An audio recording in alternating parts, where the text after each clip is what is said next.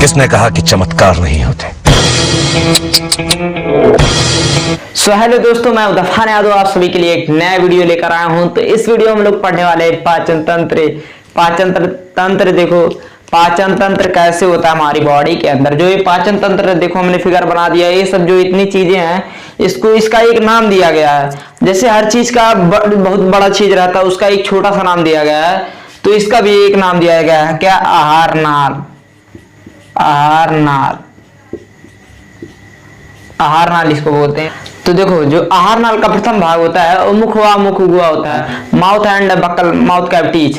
तो देखो ये मुख क्या कार्य करता है। मुख, हम लोग मुख के द्वारा भोजन को ग्रहण करते हैं, यानी आहार नाल का सर्वप्रथम भाग मुख होता है। मुख के द्वारा क्या होता है, हम लोग मुख के द्वारा भोजन जब जैसे ही ग्रहण करेंगे तो हम लोग का भोजन मुख गुफा यहाँ पे भोजन गया। तो जैसे यहाँ पे भोजन जाएगा तुरंत हम लोग क्या करते हैं, उसको दांत से पीसते हैं, मतलब उसको चबाते हैं।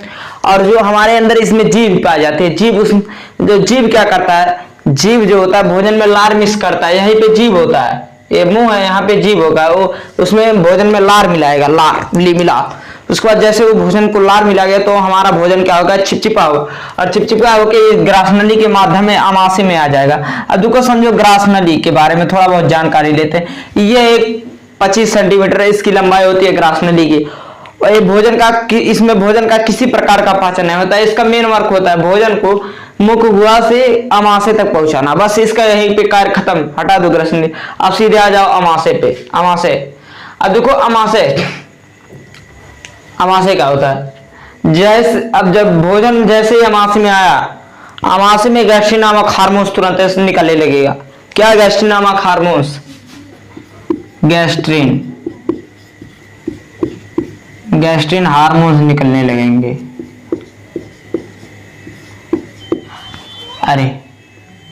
गैस्ट्रिन हार्मोन्स निकलने लगेंगे। देखो कभी हम लोग का पाचन खराब रहता है तो जाते हो डॉक्टर एक गैस्ट्रिन देता है, गैस्ट्रिन नामक हार्मोन देता है। क्यों देता है अभी हम बता रहे हैं।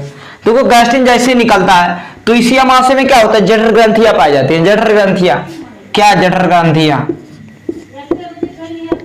ग्रंथि पाई जाती है। और जठर ग्रंथि क्या करती हैं, जठर रस का स्राव करती हैं। कौन? जठर ग्रंथियां। अब जैसे गैस्ट्रिन निकला, गैस्ट्रिन जैसे ही यानी कि अमाशय से जैसे भोजन अमाशय में आया तुरंत गैस्ट्रिन नामक हार्मोन स्राव होने लगे। अब गैस्ट्रिन हार्मोन क्या करेगा, जठर ग्रंथियों को सक्रिय बना देगा और तुरंत जठर ग्रंथियां जठर रस छोड़ने लगेंगी। क्या? जठर रस छोड़ने लगेंगी। वो रस कौन से हैं? HCl, पेप्सिन, रेनिन, यही 4 निकलते हैं।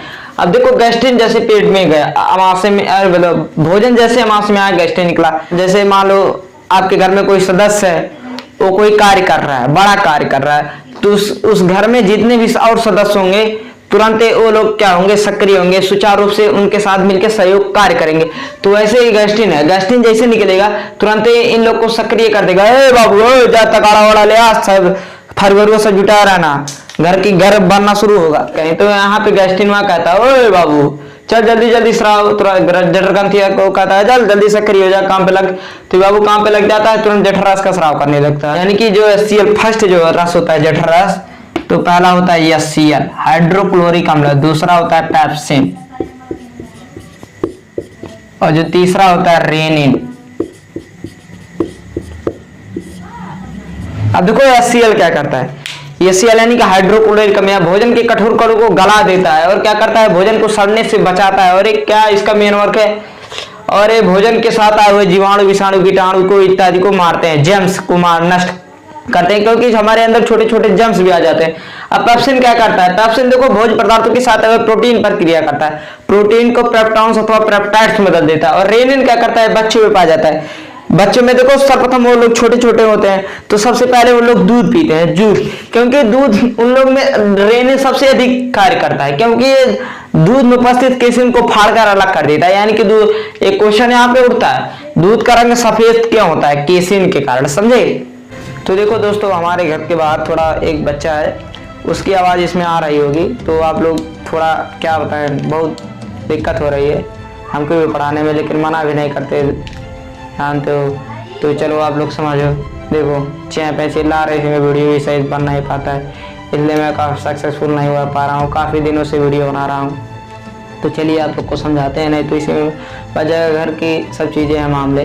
जब आगे चल के बड़ा होंगे, पढ़ाई और कहीं पे जाएंगे, पढ़ाई बढ़िया से करेंगे तो अपना अलग रूम लेंगे, तब आप लोग को बढ़िया से आप लोग को शिक्षा देंगे। पहले अपनों शिक्षित होंगे और शिक्षित बनेंगे। शिक्षित तो हो चुका हूँ फाइनली हाई स्कूल तक, और आगे और शिक्षित बनना है। भविष्य में बहुत सारी वैकेंसियाँ तैयारी इत्यादि आएंगी, सब चीज़ें देखना है। लेकिन घर वाले हमारे हमको ये सब सोचते हैं हमारा बेटा कुछ हो ही नहीं पाए।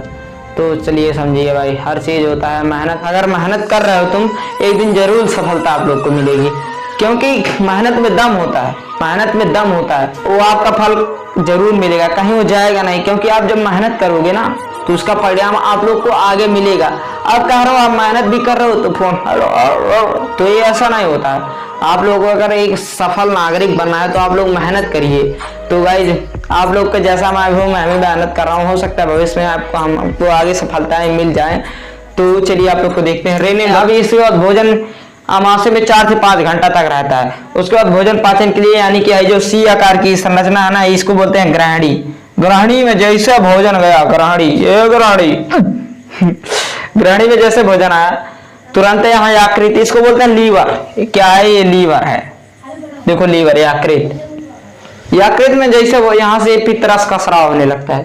पित्तरस यहाँ से निकलेंगे। पित्तरस क्या कार्य करता है? देखो अभी यहाँ भोजन अम्लीय होगा ना HCl से, HCl एक अम्ल है, हाइड्रोक्लोरिक अम्ल। ये पित्तरस हाइड्रोक्लोरिक अम्ल जो भोजन अम्लीय रहता है उसे क्षारीय में कन्वर्ट कर देता है, बेस। यानी कि उसका अगर HCl का देखो pH मान कितना होता है, 1.2 से 2 के बीच होता है, समझे? यानी कि HCl का जो pH मान होता है 1.2 के बीच होता है, यानी कि भोजन अम्लीय रहता है। अब भोजन को क्या करता है, जो पित्तरस वो क्षारीय में कन्वर्ट कर देता है। तब ये अग्नाशय एनस जिसे बोलते हैं। एनस से 3 प्रकार के रस का स्राव होता है, ट्रिप्सिन, एमाइलोपेक्सिन, स्टीएप्सिन। ट्रिप्सिन, एमाइलोपेक्सिन, स्टीएप्सिन जो रस होते हैं, एंजाइम्स होते हैं, वो तब भोजन पे क्रिया करते हैं, यानी कि भोजन को पचाते हैं। अब देखो इसको इरेज करते हैं तब बताते हैं। पहला है हमारा ट्रिप्सिन। अब देखो ट्रिप्सिन क्या करता है? ट्रिप्सिन भोजन के साथ आए हुए प्रोटीन पर क्रिया करता है, उसे प्रोटीन को क्या बदल देता है, अमीनो अम्ल में कन्वर्ट कर देता है। कौन? ट्रिप्सिन 1। अमाइलोपेक्सिन क्या करता है? कार्बोहाइड्रेट से क्रिया करता है, उसे कार्बोहाइड्रेट किस में बदल देता है, शर्करा यानी कि ग्लूकोज में कन्वर्ट कर देता है। स्टीएप्सिन किस पे क्रिया करता है? स्टीनेप्सिन वसा पे क्रिया करता है, उसे किस में बदलता है, वसीय अम्ल। किसमें? वसीय अम्ल। एंड किसमें? ग्लिसरॉल में। ग्लिसरॉल में बदल देता है। कौन? स्टीएप्सिन। और ये प्रोटीन को अमीनो अम्ल में कन्वर्ट कर देता है, कार्बोहाइड्रेट यानी कि ग्लूकोज शर्करा में कन्वर्ट कर देता है। अब यानी कि ग्रहणी देखो सी आकार की संरचना होती है, इसकी भी लंबाई 25 सेंटीमीटर होती है और अमाशय की लंबाई 25 से 30 सेंटीमीटर होती है। अब यहाँ से इस भोजन जो बचता है वो पाचन के लिए कहाँ जाता है? छोटी आंत, क्षुद्रांत इसे बोलते हैं, क्षुद्रांत। छोटी आंत में आ जाता है, स्मॉल इंटेस्टाइन में आ जाता है। अब भोजन जैसे स्मॉल इंटेस्टाइन में आएगा तो इंटेस्टाइन में कई सारे आंतरिक रस होते हैं। आंतरिक रस, वो आंतरिक रस निम्नलिखित प्रकार के 4 होते हैं, आप लोग को बता देते हैं। यानी कि बोर्ड परीक्षा में एक लाइन आप लोग को लिखो ना तो बहुत बड़ा हो जाएगा। या तो आप लोग को कहेगा संक्षिप्त वर्णन करिए, या तो नामांकित चित्र बनाइए, तो आप बना सकते हैं। और उसमें से अगर एक चीज पूछेगा, कहेगा ये ग्रसनी थोड़ी ना पूछेगा, ये ग्रसनी क्या है, ये नहीं पूछेगा। हाँ पूछ सकता है, छोटी आंत में निम्नलिखित रसों के नाम लिखिए, जो 4 रस अभी बताएंगे। पूछ लेगा अमाशय में जो निम्नलिखित 3 रस हैं वो लिखिए। अभी बताया ना HCl और वो सब बताया, HCl था, एक था HCl, पेप्सिन, रेनिन। अभी छोटी आंत का ये देखो तीनों ऐसे पूछ सकता है, रस पूछ सकता है। अब देखो जो इसमें छोटी आंत में जो रस निकलेंगे, पहला सुक्रेज। अब देखो क्या करता है सुक्रेज, क्या करता है? सुक्रेज एक पोषक तत्व नहीं है। एक देखो हमारे अमाशय हमारे अंदर पाया जाता है सुक्रोज, ये पोषक तत्व है, यानी कि इसी के नाम पे सुक्रेज एंजाइम उसका नाम रख दिया गया है। सुक्रोज नामक पोषक तत्व का पाचन करता है। उसको शर्करा में कन्वर्ट कर देता है, किसको, सुक्रोज को, यानी कि सुक्रोज नामक पोषक तत्व को शर्करा में बदल देता है। और माल्टोज नामक पोषक तत्व को शर्करा में बदल देता है। लैक्टोज नामक पोषक तत्व को लैक्टोज नामक पोषक तत्व को शर्करा यानी कि ग्लूकोज में कन्वर्ट कर देता है। इरप्सिन क्या करता है, प्रोटीन पर क्रिया करता है। देखो पैप्सिन, ट्रिप्सिन, इरप्सिन ये सब प्रोटीन पर क्रिया करते हैं। प्रोटीन को किस में बदल देंगे, एमिनो अम्ल में। और जो अभी बताया ना पैप्सिन प्रोटीन को पेप्टाइड्स अथवा पेप्टाइड्स में बदल देता है। अब देखो हमारे शरीर में किस चीज का पाचन होता है, हमारे शरीर के अंदर 6 चीजों का पाचन होता है। फर्स्ट जो है प्रोटीन, और दूसरा है वसा, और तीसरा कार्बोहाइड्रेट्स, यानी यही 3 चीज का हमारा पाचन होता है हमारे शरीर में। अब देखो यहाँ पे यानी कि छोटी आंत में भोजन पाचन हो जाता है। अब छोटी आंत में देखो, छोटी आंत में अंगुलियों के समान उभरे हुए भाग पाए जाते हैं, जिसे क्या बोलते हैं, रसांकुर कहते हैं। और रसांकुरों के माध्यम से भोजन का अवशोषण हो जाता है। अब ये आता है बड़ी आंत। बड़ी आंत पाचन का सबसे अंतिम हिस्सा होता है। ये 1.5 मीटर इसकी लंबाई होती है और इसका व्यास होता है 4.7 सेंटीमीटर। इसके व्यास के आधार पर इसको बड़ी आंत कहा गया है, व्यास के आधार पर।